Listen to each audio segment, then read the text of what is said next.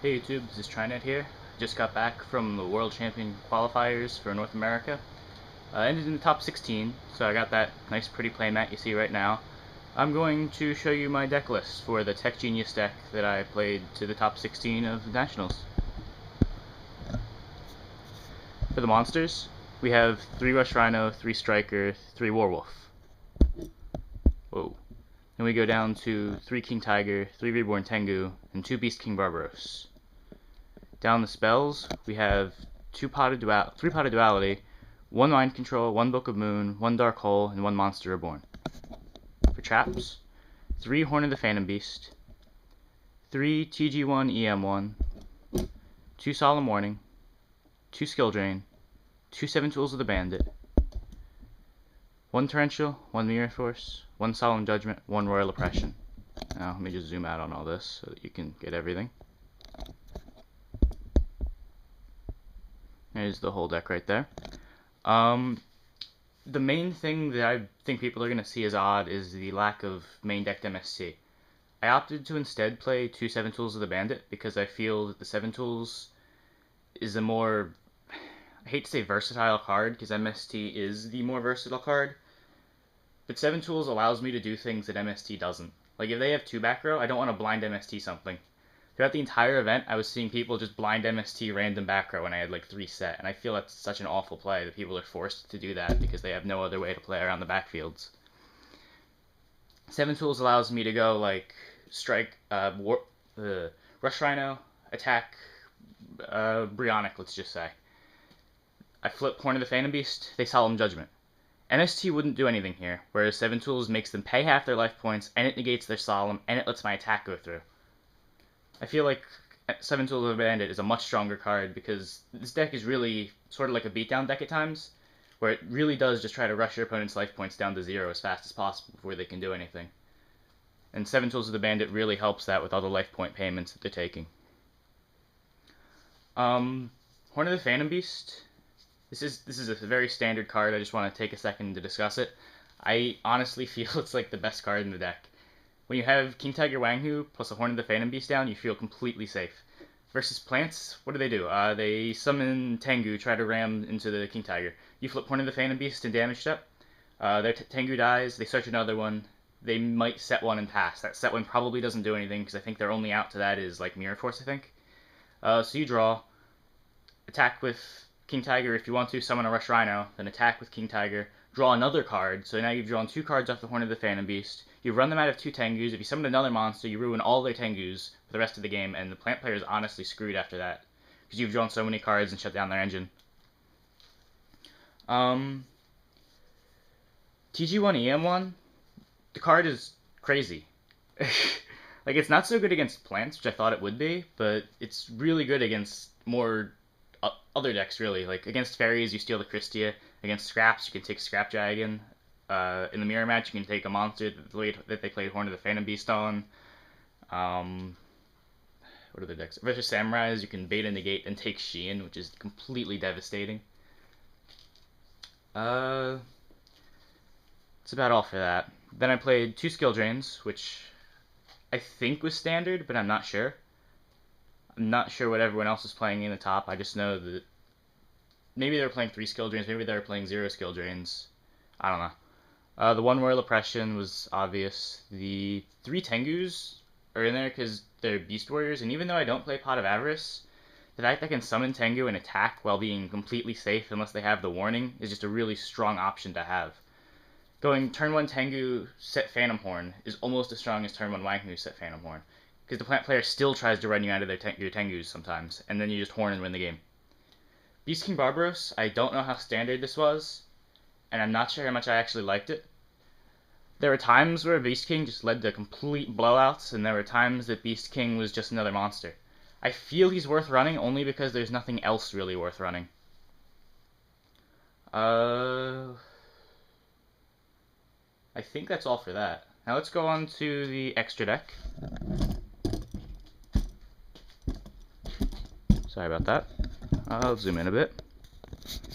So in my extra deck, I played 1 Ally of Justice Decisive Armor, 1 Trishula, 1 Stardust Dragon, 1 Scrap Dragon, 1 Black Winged Dragon, 1 Gaia Knight, Force of the Earth, 1 Ally of Justice Catastor, 1 Naturia Beast, 1 TG Power Gladiator, 1 TG Wonder Magician, 1 Bryonic Dragon of the Ice Barrier, 1 Ancient Fairy Dragon, 1 Arcanite Magician, 1 Urbellum, 1 Black Rose Dragon. Out of this entire extra deck, I think the only synchros I actually made were Trishula, Gaia Knight, Catastor once, I think, Power Gladiator once, Brio 2 or 3 times, Black Rose once for game, Ancient Fairy Dragon once.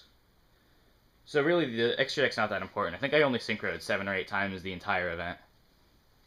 The Blackwing Dragon's there just because I know people were playing Chainburn, and because the deck has so many free extra deck slots, I just threw one in there so I wouldn't lose to that deck, ever. It's not easy to make a level 8, but when you're given 2 or 3 turns, you can go eventually Striker, Double Warwolf into a Blackwing Dragon, and the deck just scoops. I'm not playing Librarian because I don't own one. But yeah, the deck rarely synchros. I didn't actually ever miss Librarian. I didn't ever wish I had one. Every other time I just made Catastor or Power Gladiator. Yeah, I synced for Gaia Knight a couple times because I needed the beater under Skill Drain or something. Brio for game.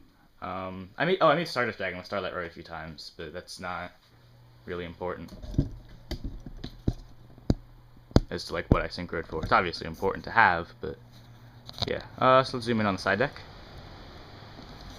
In the side deck, I played 1 Starlight Road, 1 Burden of the Mighty, 1 Nobleman of Crossout, 2 Mystical Space Typhoon, 2 Puppet Plant, 1 Effect Veiler, 2 DD Crow, 2 Thunder King Ryo, and 3 Breaker the Magical Warrior. I'm just going to explain how I side decked. So, versus plants, I would side in 2 DD Crow, 1 Nobleman of Crossout for the Rykos, and usually that was it, unless I had a feeling that they were siding Malevolent Catastrophes in, which was most players. But a lot of players didn't side more than 1 card, which I didn't bother siding Starlight Road in then.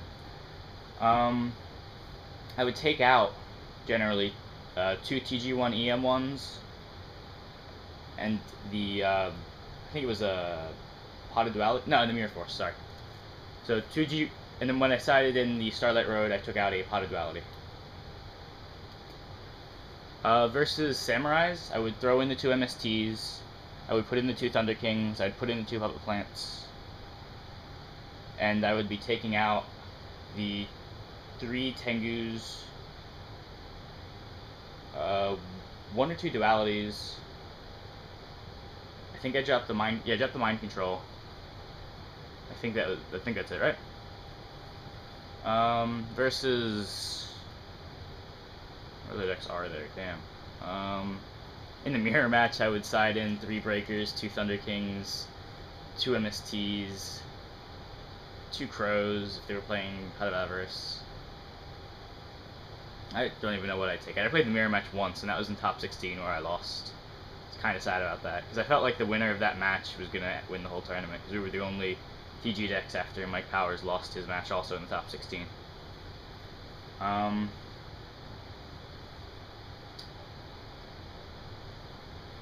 So yeah, for changes I would make, in the extra deck I wasn't playing Urbellum during the tournament, and I really wish I was.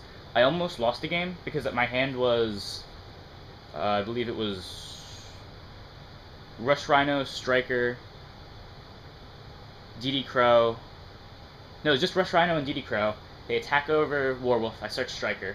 His field is Rivalry of Warlords, Gateway of the Six Samurai, Grandmaster of the Six Samurai, and Legendary Six Samurai Shien.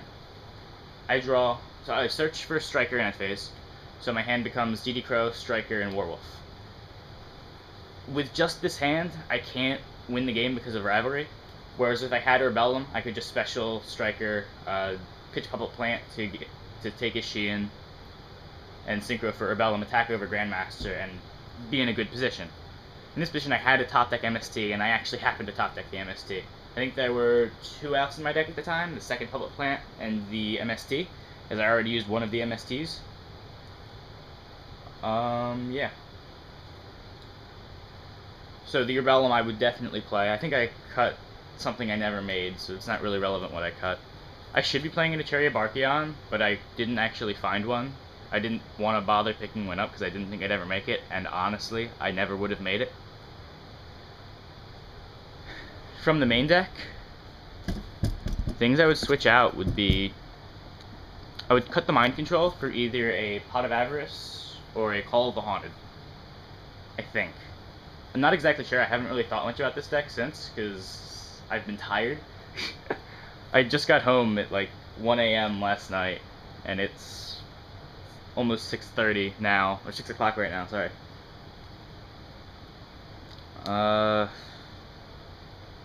I've been rambling on for like 10 minutes. If you have any questions, post it in the comments. I'm going to be posting another video right after this describing how I lost in the top 16 and what I think I could have done better. So, thanks for watching. Subscribe if you want to.